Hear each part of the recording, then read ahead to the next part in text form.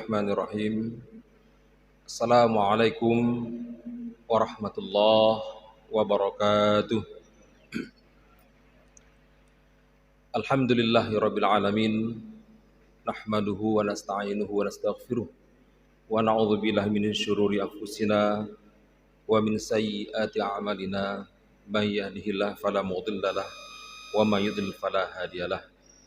Asyhadu an la ilaha illallah wahdahu la syarikalah wa asyhadu anna Muhammadan abduhu wa rasuluh la nabiyya ba'dah.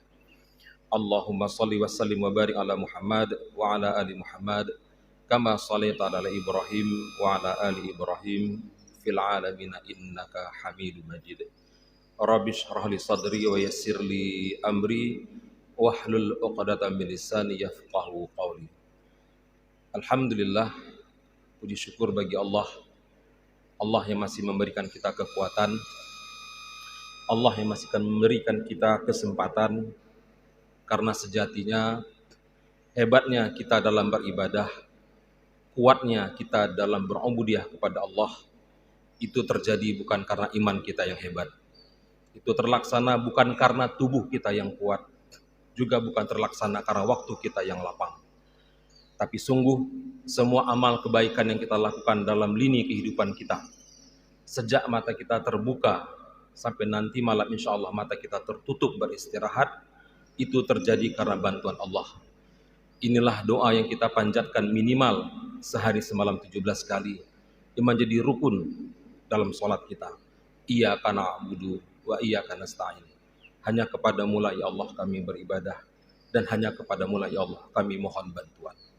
Ternyata ibadah yang kita lakukan sepenuhnya Allah yang mensupport kita. Karena banyak di antara kita, banyak di antara saudara kita hari ini yang mempunyai kesehatan yang sama, waktu yang sama, kekuatan yang sama, tapi belum tergerak hatinya. Maka kita minta kepada Allah, kita yang hadir di ruangan yang berbahagia ini, kita yang menetapkan keistiqomahan di sisa waktu hidup kita, kita yang menetapkan keteguhan di akhir ujung penghidupan kita. Semoga Allah mencatatkan seluruh kebaikan yang kita lakukan adalah bagian dari bagaimana Allah memperberat nanti catatan kebaikan di yaumil mizan kelak, insyaallah. Berikutnya salawat beriring salam kepada junjungan alam Nabi besar Muhammad sallallahu alaihi wasallam, sosok sempurna yang Allah hadirkan selama 63 tahun membersamai kita di dunia ini, menjadi contoh suri teladan yang apabila kita ketahui, apabila kita bedah lebih dalam, ternyata kita menemukan satu benang merah bahwa ternyata hutang kita kepada Rasulullah itu jauh lebih besar daripada hutang kita kepada kedua orang tua kita. Kalau kita berhutang kepada ibu kita, maka kita hanya berhutang pada air susunya.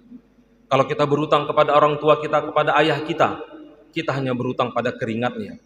Tapi hutang kita kepada Rasulullah adalah bagaimana Rasul menuntun kita, menyelamatkan kita. Bukan hanya kita, tapi orang tua kita, anak kita, cucu kita, nenek kita, atuk kita dari tepi jurang api neraka. Maka sudah sepantasnya lah jamaah yang rahmati Allah, kita memantaskan diri di hadapan Rasul untuk bisa diakui sebagai umatnya nanti yang kelak memperoleh syafaatnya di yaumil akhirat kelak. Caranya kita hanya menyamakan, kita hanya menyatukan frekuensi kehidupan kita, kita hanya menyatukan frekuensi ibadah kita dengan frekuensi ibadah Rasulullah, dengan menyatukan frekuensi kehidupan kita dalam seluruh lini apa yang telah Rasul contohkan. Tidak perlu mencari contoh lain, tidak perlu mencari sosok lain, karena kita telah punya uswatun hasanah. Jamaah yang dirahmati Allah, hari ini tepat 7 hari yang lalu kita telah meninggalkan bulan Ramadan. Kita yang berkumpul hari ini adalah alumni Ramadan. Kita tahu bersama bahwa Islam, agama yang kita yakini kebenarannya, agama yang kita pegang teguh, apa yang telah diwariskan oleh Rasulullah, dijejakkan oleh Rasulullah, yang telah diperintahkan oleh Allah Subhanahu wa taala, adalah agama yang dibangun dengan ilmu. Agama yang dibangun strukturnya itu dengan pengetahuan, bukan dengan semangat. Kalau kita bicara semangat, maka kita mendapati semangat itu ada pada 1 sampai 5 Ramadan. Itu bicara semangat. Maka sungguh seluruh rumah ibadah, mulai dari yang paling kecil sampai yang paling besar, itu penuh. Terjadi hanya 1 sampai 5. Itu semangat. Warung kopi tutup, kafe close. Semangat. Tapi perhatikan, begitu 5 Ramadan ke atas, seleksi alam berlaku. Maka sungguh kalau ada sebuah pertanyaan jamaah rahmati Allah, apabila kita ditanya hari ini dengan semua khatib, semua penceramah, itu akan memulai mukaddimahnya dengan kalimat bersyukur kita kepada Allah atas nikmat iman dan Islam. Ini kalimat yang paling sering dikemukakan oleh para mubaligh. Pertanyaan sederhananya, benarkah iman dan Islam itu telah menjadi nikmat atau jadi beban? Ini pertanyaan sederhana yang harus kita jawab. Karena bagaimanapun kita nanti menghadap kepada Allah itu ternyata bukan dengan ibadah kita. Kita menghadap kepada Allah itu ternyata bukan dengan amal kita. Tapi kita datang kepada Allah juga tidak dengan harta kita, tidak dengan anak keturunan kita. Namun kita menghadap kepada Allah itu dengan biqalbin salim, hati yang selamat. Hati yang selamat. Allah sampaikan dalam surah Asy-Syu'ara ayat 88 dan 89, di mana Allah menyampaikan a'udzubillahi minasyaitonirrajim, yauma la yanfa'u malu wala banun illa man atallaha biqalbin salim. Akan datang suatu hari di mana tidak ada faedahnya, tidak ada fungsinya, tidak ada manfaatnya harta dan anak, mal wala banun. Kita bekerja siang malam 24 jam, mindset kita terbentuk untuk mencari dan mengumpulkan aset. Tapi sayang, saat mata kita tertutup, malaikat Israel datang menyapa kita. Apa yang kita bangun dengan susah payah, kerajaan bisnis yang telah kita rintis dari nol sampai kita menapaki posisi puncak, semua kita tinggalkan. Anak yang kita banggakan prestasi akademiknya, anak yang kita banggakan hafalan Qur'annya, juga tidak mampu kita bawa. Dan kita datang kepada Allah dengan membawa hati yang selamat. Bagaimana hati yang selamat? Sebagai bentuk kita menghadap kepada Allah. Maka pertanyaan tadi wajib kita jawab. Apakah iman, apakah Islam yang telah begitu nikmat dalam banyak mukaddimah para mubaligh betul-betul telah kita rasakan sebagai nikmat? Apakah Islam itu betul-betul nikmat? Apakah iman itu betul-betul nikmat? Atau beban?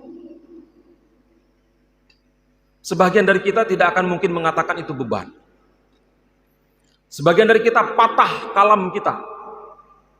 Tidak sanggup lidah ini mengatakan bahwa iman dan Islam itu adalah beban. Kita akan dengan gagah perkasa, kita akan dengan membusungkan dada mengatakan bahwa benar iman dan Islam itu telah menjadi nikmat. Namun saat dimana Allah menguji iman kita, saat dimana Allah menguji Islam kita baru terbentur dengan apa yang kita jawab tadi. Nah, ini buktinya. Hari ini 82,7% dari 275 juta penduduk Indonesia berstatus agama Islam. Tapi lihat jumlah yang begitu sangat banyak. Dengan jumlah masjid tersebar dari Sabang sampai Merauke sebanyak 1,1 juta masjid lebih. Kita bisa lihat bagaimana isinya, bagaimana orangnya. Masjid hari ini kehilangan ruh, dakwah hari ini kehilangan spiritualnya. Ilmu yang kita dapatkan hari ini justru untuk menghakimi orang lain. Perbedaan pendapat yang terjadi di tengah kita jadikan hujah, seakan-akan kita jauh lebih baik daripada orang lain. Itukah hati yang selamat? Tidak. Kita sepakat itu bukan hati yang selamat.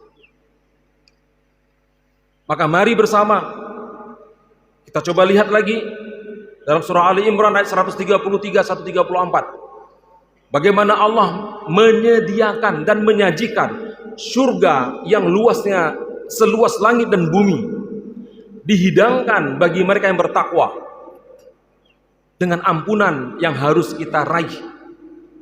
Kita sepakat bahwa Ramadan mentarbiahkan kita. Kurikulum Ramadan itu mendidik orang menjadi pribadi yang bertakwa. Kurikulum Ramadan itu mengajarkan para penganutnya, para orang yang memasukinya, maka dipanggil dengan kalimat iman, ditutup dengan kalimat takwa. Karena ada janji yang Allah sampaikan di situ. Tidak kaleng-kaleng janjinya, jamaah rahmati Allah. Tidak receh janjinya. Surga yang tidak pernah terlintas oleh mata, tidak pernah terdengar oleh telinga, tidak pernah menyapa dalam pikiran kita. Namun surga itu Allah siapkan bagi orang yang bertakwa itu dengan 3 komponen utama. Ayat 134 yang menjelaskan, alladzina yunfikuna fis sarai wad dharra. Orang-orang yang mendapat ampunan, orang-orang yang memperoleh surga karena ketakwaannya, itulah mereka yang mampu beramal di saat lapang dan sempit. Infak itu bukan dalam bentuk materi. Sedekah tidak dalam bentuk wujud benda. Senyum kita kepada saudara kita itu adalah sedekah. Mampukah kita tersenyum kepada teman kita di pagi hari saat tadi malam kita berkonflik dengan pasangan kita? Berat ini. Berat. Sanggup enggak kita menyapa teman kita, bawahan kita, saat tadi kita ditegur oleh atasan kita? Saat pada kondite kita itu tidak sesuai apa dengan yang kita harapkan. Saat kinerja kita itu dibandit oleh atasan kita. Mampu tidak kita menyapa anak kita dengan senyuman, menegur istri kita dengan senyuman yang manis, saat dimana hati dan pikiran kita terguncang? Maka kita sepakat akan mengatakan belum tentu. Belum tentu.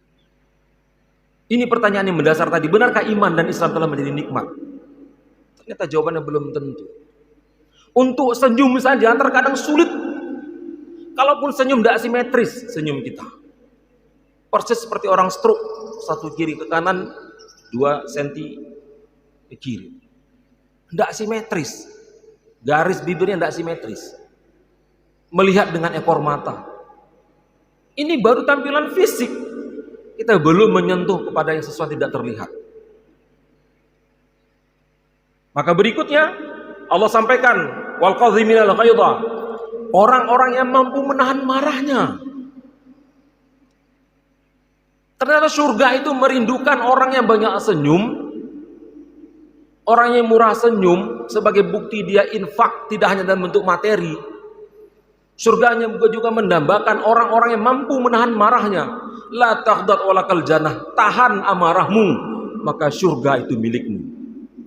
Hari ini jamaah rahmati Allah, dari 82,7% penduduk Indonesia yang ber-KTP-kan muslim, ternyata 60%-nya itu menderita darah tinggi, jantung. Maaf Bapak Ibu Allah, kalau ada dalam ruangan ini yang punya penyakit jantung, bukan itu maksudnya ya. Maaf, ini tidak bermaksud, tapi ini kita membaca data statistik. Kita baca statistik yang dikeluarkan oleh Kemenkes. Stroke, pecahnya pembuluh darah. Kalau itu dirunut, kalau itu di breakdown, dibedah itu satu-satu, faktor pemicu dan pencetusnya, maka kita temukan muaranya adalah ternyata stroke, darah tinggi, itu sepenuhnya dipicu oleh ketidakstabilan jantung kita. Itu pemicunya. Ketidakstabilan jantung dipicu lagi oleh apa? Kurang mampuan diri dalam mengelola emosi, utamanya marah. Ini fakta. Ini data yang tersaji. Harusnya penganut Islam itu tidak ada penyakit jantung, Mbak. Tidak ada stroke dalam hidupnya. Karena sudah berjanji dalam surah Ar-Ra'd, Ala bizikrillah tatma'innul qulub. Hanya dengan mengingat Allah hatimu menjadi tenang. Tenangnya kita hari ini bukan dengan mengingat Allah. Mulut kita mengatakan qul huwallahu ahad. Mulut kita. Allahus samad. Mulut tidak sampai ke hati. Bibir kita, lidah kita hanya mengatakan Allah tempat saya bergantung. Allah tempat saya menempahkan segala persoalan hidup saya. Mulut. Tapi tindakan kita bukan Allah tempat kita bergantung. Mana buktinya Ustaz? Sungguh kita kalau bertemu teman, yang pertama kita tanya itu adalah aset dunianya. Prestasi akademik dunianya. Jinopat kerja. Kiban. Sudah lulus P3 kah? Kiban. Sudah dapat sertifikasi? Semua yang kita tanyakan itu adalah muaranya hanya kapitalis. Orang sukses diukur dari deretan jumlah pangkat dan materi yang ada di pundaknya. Itu standar kita. Padahal kita tahu Islam hadir mematahkan teori kapitalis. Islam hadir mematahkan teori sekularisme. Islam hadir mematahkan transaksional pragmatisme. Tidak ada standar kehidupan diukur dengan materi dunia. Tidak ada. Karena itu sifatnya sementara. Dan orang-orang yang menahan marah inilah yang hari ini kita dambakan. Bahkan dalam bergaul pun, zaman Allah, kita akan mencari circle kita. Kita akan menemukan atau mencari atau berhimpun dengan mereka yang tidak suka marah. Sering itu. Anak apa yang tapak? Berigen dah. Bio kabenge. Bio kaila. Bio kaeror. Kita tidak suka. Apalagi surga. Kita tidak senang kalau kita punya pasangan itu pemarah. Istri yang pemarah. Tidak suka. Begitu juga istri. Istri tidak senang dengan suami itu pemarah. Begitu juga anak. Anak tidak suka punya orang tua pemarah. Tidak senang. Orang tua juga gitu. Tidak suka punya anak pemarah. Nah kalau di dunia saja kita menghindari pertemanan orang-orang yang pemarah, kita hindari, bagaimana surga? Ya memang surga itu kalau kita bedah apa yang disampaikan oleh Rasulullah, la taghdab, jangan marah. Walakal jannah. Ternyata masuk surga itu gampang. Tidak usah marah. Untuk pertanyaan, untuk apa? Marah yang bagaimana yang dilarang oleh agama ini? Marah pada hal-hal yang tidak prinsip. Nah ini dia. Marah pada hal-hal yang remeh-temeh, Pak. Marah pada hal-hal yang kacangan. Itu yang dilarang. Tapi kalau untuk yang prinsip, maka kemarahan tadi berubah menjadi sebuah ibadah. Apa contohnya, Pak? Anak tidak tutup aurat, anak gadis, Pak. Wajib marah ini. Ini kalau ada ayah, orang anaknya tidak tutup aurat, istri tidak tutup aurat, ini suaminya harus diformat ulang ini. Ini bapaknya harus diinstal ulang ini. Bagi anak gadis, jempol kaki itu aurat. Maka pastikan anak gadis kita keluar rumah tertutup. Tertutup telapak kakinya.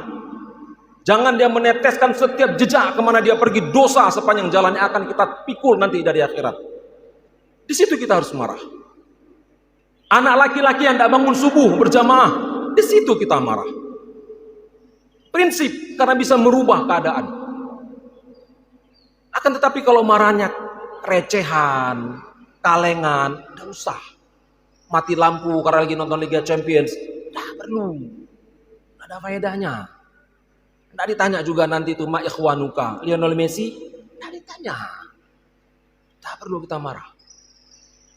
Kita terkadang keliru dalam membaca kompas kehidupan. Maka wajar yang harusnya jantung itu tidak harus meledak. Meledak. Karena kita pelihara. Kita sulit membedakan mana marah yang prinsip, mana marah tidak prinsip. Anak tidak mau makan, tidak usah marah. Istri tidak masak, ya sudah, skip aja. Kita membangun rumah tangga, bukan rumah makan.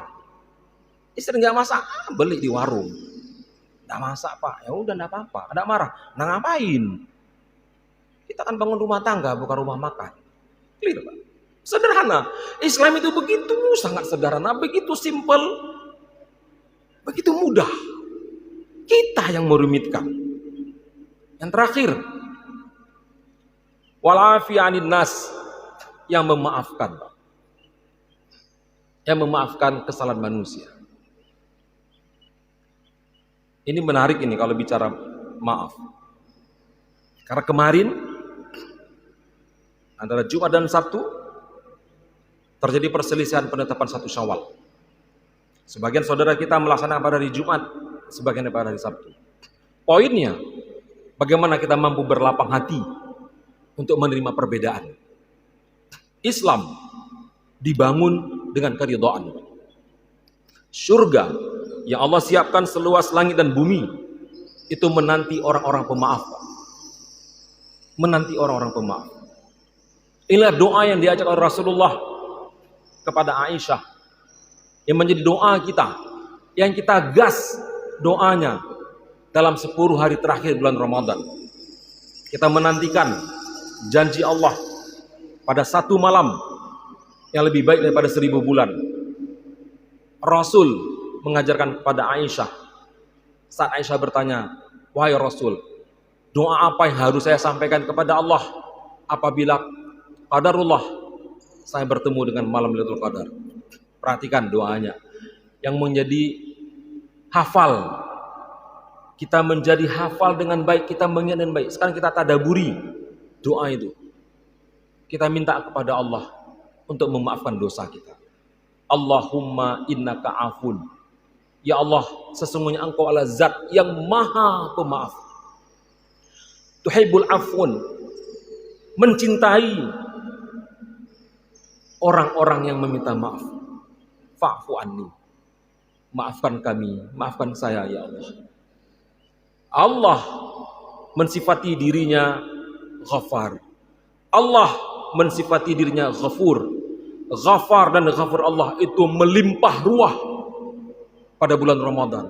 Itulah kenapa Ramadan disebut dengan Ramda, panas yang membakar. Apa yang dibakar adalah dosa kita. Yang dibakar oleh Allah adalah kesalahan-kesalahan kita.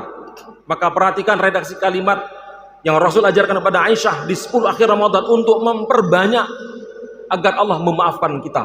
Karena ternyata surga juga merindukan mereka-mereka yang pemaaf. Jamaah hormati Allah, ada 3 amal. Yang 3 amal ini tidak akan mampu ditimbang oleh mizan. Semua amal itu mampu ditimbang oleh mizan. Salat kita mampu dihitung, sedekah kita mampu dikalkulasikan, jihad kita sanggup ditotal, bakti kita kepada orang tua sanggup dihitung. Namun ada 3 amal yang mizan itu tidak akan mampu mengeluarkan berapa bobotnya. Pertama, orang-orang yang puasa. Itulah kenapa Allah sampaikan dalam sabda Rasulnya, puasa itu punyaku, untukku, dan aku yang akan memberi nilai. Yang kedua, mereka yang sabar. Itulah kenapa sabar itu tidak ada batasnya. Syukur tanpa tapi, sabar tanpa tepi. Sungguh kita keliru kalau mengatakan sabar ada batasnya. Yang terakhir adalah orang-orang yang memberi maaf. Ini 3 amal yang kalau diletakkan di atas mizan, error itu mizan. Tidak sanggup bagaimana menghitung sampai Allah datang meletakkan berapa nilainya. Gampang, Pak. Kalau ingin menjadi pribadi yang sehat, menjadi pribadi-pribadi yang fresh di usia akhir kehidupan kita, jadilah pribadi-pribadi pemaaf. Sebuah penelitian terbaru menyatakan ternyata memberi maaf itu bukan untuk orang lain ternyata, tapi untuk kita. Itu siapa yang menyatakan? Seorang peneliti dari Eropa. Islam 1400 tahun yang lalu, jauh sebelum peneliti itu hadir, telah memberikan roadmap. Petanya sudah ada. Maaf itu bukan untuk orang. Terlihat kita memaafkan orang, tapi sesungguhnya kita berdamai dengan diri kita sendiri. Sesungguhnya kita menutup luka, kita membungkus luka kita sendiri. Ada auto recovery yang murah meriah. Tidak sampai harus melabelkan sakitnya tuh di sini. Hati kita terlalu tua untuk menyimpan nama yang membuat luka. Hati kita terlalu penuh untuk mengingat memori yang tidak ada faedahnya. Karena setan itu menari-nari dalam hati kita untuk terus mengembuskan dan membakar kita. Bagaimana kita untuk membenci saudara kita? Ini hari ini yang kita hilang. Alumni Ramadan itu mengajarkan para pengikutnya, para alumnusnya untuk berbesar hati melihat perbedaan. Untuk berbesar hati dan berlapang dada menerima ketidaksamaan pendapat. Islam itu luas, Pak. Fikih itu luas, Pak. Yang sempit cara berpikir kita. Yang sempit itu cara memandang kita. Karena kita hanya memakai satu dalil, bacanya satu kitab, ngajinya satu guru, Pak. Imam Ahmad bin Hambal itu punya 4.000 orang guru, Pak. Itu ulama terdahulu itu tidak mau berguru dengan satu orang guru, Pak. Maka pastikan kita sudah berilmu, Pak, untuk tidak memvonis ibadah orang. Nabi saja, Pak, Nabi yang seharusnya lebih utama dalam menilai hati, tapi Nabi tidak menilai hati sahabatnya. Mana dalilnya, Ustaz? Bagaimana saat, sebagai penutup, bagaimana ketika Usamah bin Said terlibat perang? Dalam posisi terjepit, orang kafir tadi sudah di bawah, pedang sudah di lehernya, dan Usamah tinggal menebas, selesai. Tapi saat dia mau ditebas, si kafir tadi, dia mengucap syahadatain, asyhadu an la ilaha illallah wa asyhadu anna Muhammad Rasulullah. Kalau kita, itu sahabat, Pak, sahabat. Sekarang kita konversikan ke kita. Kalau kita dapat musuh terjepit dan dia mengaku bersyahadat, kira-kira apa tindakan kita? Kita bunuh. Dan itu juga dilakukan oleh Usamah bin Said. Ditebas itu. Berita ini sampai ke telinga Nabi. Dan Nabi memanggil Usamah. Usamah, liman qatalta, liman asyhadu an la ilaha illallah asyhadu anna Rasulullah. Kenapa kamu bunuh orang yang telah bersyahadat? Kenapa kamu membunuh saudaramu yang telah Islam? Darah kita ini haram hukumnya untuk diteteskan kalau tanpa ada alasan yang syar'i. Apa kata jawaban Usamah? Ya Rasul, dia bersyahadat itu kan drama, Rasul. Drama. Sudah terjepit. Sudah tersudut, ya Rasul. Kalau memang dia punya niat, kalau memang dia punya etikat baik, kenapa enggak dari awal dia bersyahadat? Kenapa sudah di ujung pedang saya dia bersyahadat? Perhatikan jawaban Rasul. Rasul terdiam dan mengajukan satu pertanyaan yang tidak bisa dijawab oleh Usamah. Apakah telah kamu bedah dadanya? Kamu ambil hatinya? Kamu lihat? Usamah terdiam. Usamah terdiam. Tidak sanggup ngomong. Akhirnya Rasul menghukum Usamah untuk membayar diat 100 ekor unta. Itu menunjukkan kita tidak boleh menghukum ibadah orang. Jangan karena kita i'tikaf, jangan karena kita khatam Quran, jangan karena kita sedekah, kita ujub. Karena sungguh ampunan Allah itu turun kepada biqalbin salim, hati yang selamat, hati yang memaafkan, hati yang menahan marah, hati yang mau tetap bersedekah dalam sempit dan lapang. Ampunan Allah itu hadir di tengah kerumunan manusia yang tidak bertikai. Sekalipun perbedaan hadir di tengah mereka, tapi mereka bisa berdamai dari perbedaan tersebut. Ini ampunan yang Allah hadirkan selayaknya air mencari tempat yang rendah. Ampunan Allah hadir pada hati-hati yang merendah. Ampunan Allah datang pada pikiran-pikiran kita yang bersih. Maka ini menjadi jawaban kita jamaah rahmatullah, bagaimana hari ini kita babak belur karena hanya perbedaan pandangan. Kunut ndak kunut, 8-2-3, ribut kita sepanjang masa. Terus digoreng, Pak, terus digoreng. Usoli ndak usoli, terus jenggot ndak jenggot, isbal ndak isbal, terus dihidupkan untuk melemahkan. Padahal kita tahu di negara yang minoritas muslim persoalan itu selesai. Hari ini orang berpikir bagaimana fikihnya kalau ada seorang astronot muslim, dia sampai di bulan, bagaimana dia sholat di bulan? Kiblatnya ke arah mana? Orang sudah sampai ke situ, Pak, cara berpikirnya. Kita masih ribut isbal, kita masih ribut kunut, kita masih kacau dengan usoli dan usoli 8 dan 2-3, ribut kita, Pak. Alhamdulillah di tempat kita itu selesai, Pak. Kita sudah tidak lagi saling tuding. Karena kita paham amal kita juga belum tentu diterima oleh Allah. Mudah-mudahan kita yang hadir di ruangan berbahagia ini, yang Allah berikan kekuatan, kita minta kepada Allah semoga hati kita lapang. Kita minta kepada Allah kita menjadi pribadi-pribadi yang pemaaf, memantaskan bahwa kita adalah alumni Ramadan yang patut mendapatkan predikat takwa. Yang apabila kita rujuk perkataan para sahabat yang mulia, takwa itu adalah hati-hati. Maka kita hati-hati menjaga amal kita. Kita hati-hati menjaga lisan kita. Kita begitu waspada menjaga hati dan perasaan kita. Karena sungguh amal kita itu sedikit. Sudah sedikit belum tentu diterima oleh Allah. Sedikit belum tentu diterima. Jangan dirusak. Jangan dirusak. Jangan. Selamatkan ibadah kita. Maka penting bagi kita hari ini untuk menemukan gudang-gudang amal yang tersembunyi, yang password dan pinnya hanya kita dan Allah yang tahu. Dan satu di antara amal yang tersembunyi itu adalah bagaimana kita mampu menjadi pribadi pemaaf. Mudah-mudahan bermanfaat. Terima kasih atas perhatian. Mohon maaf atas segala kekurangan. Subhanakallahumma wa bihamdik, asyhadu an la ilaha illa anta astaghfiruka wa atubu ilaik. Assalamualaikum warahmatullahi wabarakatuh.